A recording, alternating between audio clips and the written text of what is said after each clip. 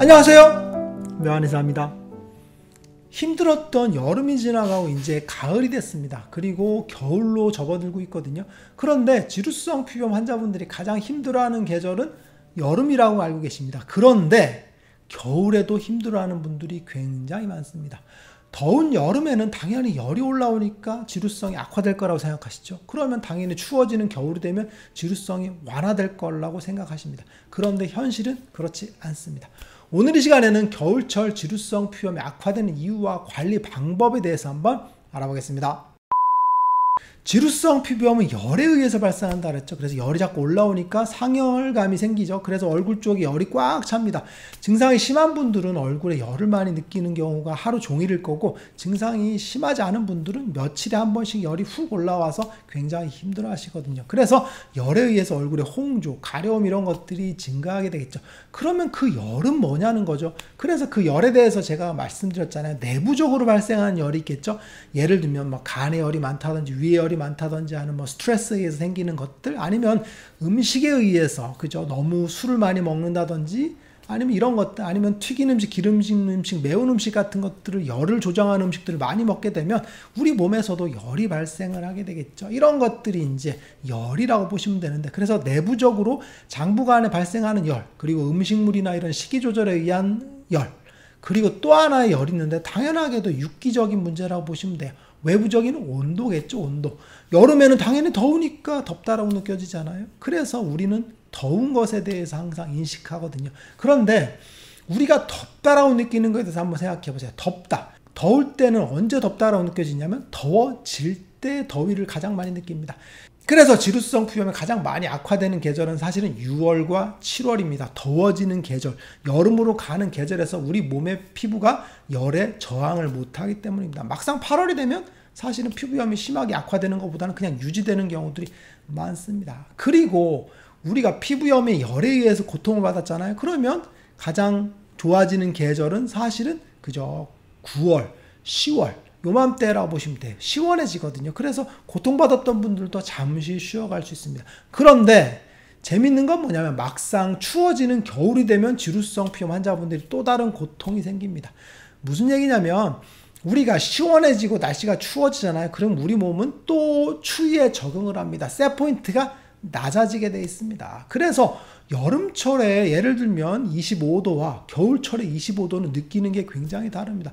여름철에 25도는 춥다라고 느껴지죠. 근데 겨울철에 25도는 덥다라고 느껴집니다. 실내 온도가 25도면 되게 덥다라고 느껴지거든요. 그게 바로 온도에 대한 셋포인트가 낮아지고 높아지는 거라고 보시면 돼요. 그래서 겨울철은 실제로는 지루성 피부염 환자분들의 열의 셋포인트가 낮아졌기 때문에 조금만 더워도 그 열에 가속도가 붙습니다. 그래서 굉장히 덥다라고 느껴지죠. 항상 춥다가 갑자기 실내에 들어가면 더워지죠. 그래서 더위에 대한 악영향들이 더 크게 작용한다고 보시면 돼요. 그러면 겨울철에 어떻게 관리를 해야 될까? 대부분 온도에 대한 문제일 거예요. 첫 번째는 전기장판 온수매트를 절대 쓰시면 안 됩니다. 이건 제가 누차 얘기해 드리는 부분이지만 전기장판 온수매트를 쓰게 되면 우리 몸의 체온이 수면 중에 올라가겠죠. 그러면 얼굴이 열을 받습니다. 그래서 피부의 온도가 높아지게 되겠죠. 그러면 당연히 피부의 온도가 높아지면 가려움증이 증가하고 염증 반응이 증가하거든요. 그래서 지루성 피부염이 악화되는 경우가 많습니다. 그래서 아침에 일어났더니 얼굴이 붉어. 그런데 전기장판을 썼어. 그럼 무조건 끄셔야 됩니다. 정말 좋지 않다라고 보시면 돼요. 우리가 알게 모르게 전기장판이나 온수매트 때문에 피부염이 악화되고 잘 낫지 않는 경우들이 굉장히 많거든요. 그리고 전기장판 온수매트가 안 좋은 건 우리가 자는 동안 뜨겁게 잤죠. 그러면 어떻게 됐어? 얼굴에 혹은 몸에 수분이 날아가겠죠. 그래서 피부가 굉장히 건조해집니다. 그래서 피부 장벽이 수분 밸런스가 깨지면서 피부 장벽이 더 쉽게 무너지는 경우가 많죠. 그래서 아침에 일어났더니 더 푸석푸석거리는 건 뜨겁게 자니까 구워지는 거라고 보시면 돼요. 그리고 뜨겁게 자면 실제로는 수면 중에 각성 효과가 굉장히 활발해집니다. 우리는 수면에 들어가게 되면 체온이 떨어지게 되거든요. 그래서 쭉 딥슬립으로 들어가게 되는데 우리가 뜨겁게 자게 되면 그저 가수면으로 넘어가서 각성이 되게 됩니다. 그래서 우리가 흔히 얘기하는 뜨거운 데서 자게 되면 잘 잤다라고 생각하는 건 착각입니다. 실제로 수면에 대해서 조사를 해보면 뜨겁게 잘 때 각성 효과가 굉장히 크고 자다 깨다 하는 그런 선잠을 자는 경우들이 굉장히 많습니다. 그래서 피부도 수면 중에 분명히 휴식을 취해야 되거든요. 그런데 뜨겁게 자게 되면 피부가 휴식을 취하지 못하겠죠. 그래서 피부도 더 악화되는 진정작용을 못 느끼는 거죠. 그래서 최적의 수면 온도는 보통 18도라고 하는데 18도는 사실 서늘한 겁니다. 그래서 약간 서늘하게 자야만이 깊은 수면에 들어간다고 보시면 돼요. 그래서 전기장판과 온수매트는 절대 쓰시면 안 돼요. 그리고 두 번째는 온풍기입니다. 히터죠. 요즘엔 대부분 시스템 난방을 하기 때문에 히터에 의해서 따뜻한 공기를 공급해 주죠. 그래서 피부가 굉장히 뜨겁다고 느껴집니다. 근데 그 히터가 어디 있어요? 머리 위에 있죠. 그러니까 얼굴을 뜨겁게 하겠죠. 그래서 히터 밑에서 일하는 분들은 그저 히터 바람에 의해서 얼굴이 굉장히 익어버리죠. 그래서 피부염이 실시간으로 악화된다라고 하는 경우가 굉장히 많습니다. 그래서 히터 바람을 피할 수 있으면 자리를 이동한다든지 하면 되는데 그렇게 못하는 경우들이 많죠. 그럴 때는 제가 꿀팁을 알려드리면 선풍기죠. 선풍기. BLDC 모터 선풍기 이런 것들을 옆에다 틀어놓습니다. 그래서 히터 바람이 오는 쪽으로 살짝 틀어놓게 됩니다. 그러면 이 조그마한 미풍에 의해서도 히터 바람은 이기지 못합니다. 그래서 히터 바람에 뜨거운 공기가 사라져 버리거든요. 그 자리는 시원하고 상쾌한 공기가 차지합니다. 실제로 한번 해보시면 이렇게 머리맡에서 저쪽 반대 방향으로 틀어놓게 되면 시원한 바람이 온다는 걸 느껴집니다. 그래서 이 공간에는 히터 바람이 오지 않는 상황이 되겠죠. 그래서 히터 바람을 꼭 맞지 않게 하는 게 중요할 것 같고 피할 수 없다면 선풍기 같은 걸 이용해서 살짝 틀어놓게 되면 이 공간이 시원해진다라고 보시면 될 것 같아요. 그리고 세 번째는 우리가 추워지게 되면 피부는 건조해지죠. 그래서 얼굴도 건조해진다고 느껴집니다.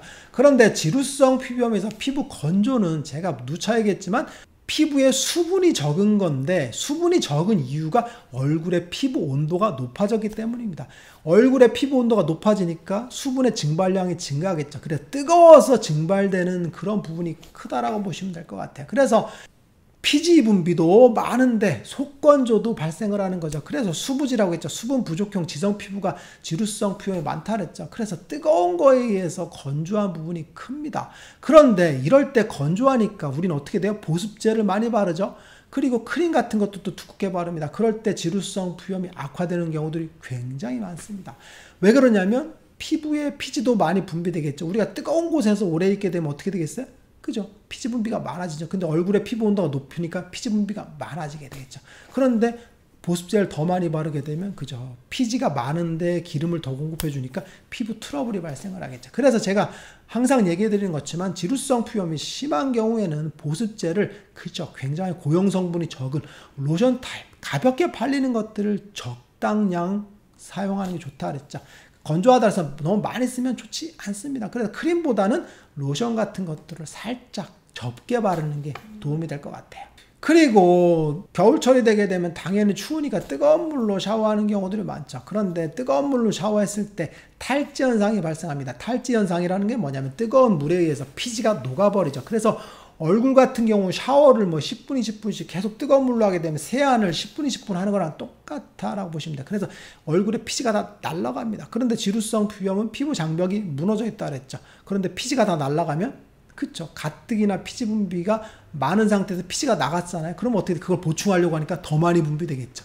그래서 피지 분비가 더 많이 되고 그리고 속건조는 또 발생을 하고 그래서 이중고라고 보시면 돼요. 그래서 지루성 피부염이 있는 경우에 샤워를 할 때는 너무 뜨거운 물, 막 뜨끈뜨끈한 물로 하지 마시고 그냥 미온수 정도로 해서 샤워하시는 게 좋고 들고 하는 게 좋습니다. 들고서 이런 식으로 몸을 많이 적셔주는 게 중요하고 얼굴 같은 경우 샤워기로 계속되면 탈지 현상이 발생하니까 피부의 장벽이 무너지게 되고 유수분 밸런스가 깨진다라고 보시면 될 것 같아요. 오늘의 시간에는 겨울철 지루성 피부염의 관리 방법에 대해서 한번 알아봤어. 겨울철에 지루성 피부염이 악화되는 경우가 굉장히 많은데 그 이유를 모르는 경우들이 많습니다. 아까 알려드린 꿀팁을 잘 이용을 해서 관리하신다면 겨울철에도 지루성 피부염이 뻥하고 심해지는 경우를 막을 수 있다고 보시면 될 것 같아요. 묘한의사에게 궁금한 거 있으면 댓글 남겨주세요. 영상을 통해서 답변하겠습니다. 빠이.